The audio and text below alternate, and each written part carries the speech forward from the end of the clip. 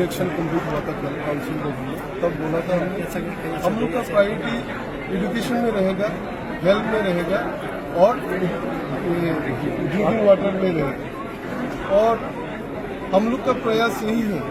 Last 5 year में भी पिपरामता party administration में था, तब भी हम लोगों ने अच्छी तरह से एडमिनिस्ट्रेशन को संभाला, अच्छी तरह से हम पिपरासा के लिए काम किया। और ये भी बोलना चाहता हूँ, लास्ट 5 ईयर में मैं एग्जीक्यूटिव मेंबर था, तब बहुत एक्सपीरियंस हुआ मेरा, एडमिनिस्ट्रेशन को जाना था। अभी ये एक्सपीरियंस को ही काम लगा के ये 5 ईयर में और भी ज़्यादा काम करूँ।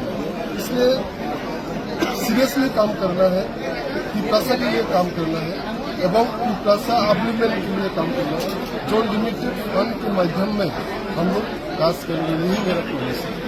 सर, चुनाव से पहले आप लोग रहेंगे क्या देखिए, हम लोग का पिपरामता का जो डिमांड है, जो मुद्दा था, ये मुद्दा अभी तक वही रह रहा है। हम लोग पार्टी हाईकमान, हम लोग का एमएलए, सब एमडीसी, सब पार्टी हेड्स, यही हम लोग का प्रॉमिस है कि पिपरासा अधिकार के लिए हम लोग फाइट करेंगे, पिपरासा के लिए हम लोग फाइट करेंगे।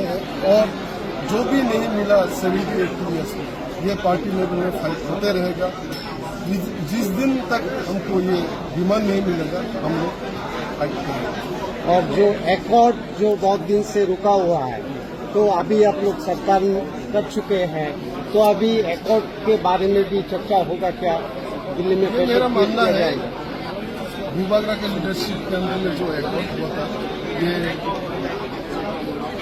जल्दी ही होगा, दिल्ली में बात होगा। ये अभी इलेक्शन खत्म हो गया है और वेस्ट बंगाल का भी खत्म, असम का भी खत्म। मैं उम्मीद करता हूँ कि दिल्ली में इसका बात चलेगा और आशा भी करता हूँ जल्द से जल्द पिपरासा मिलेगा।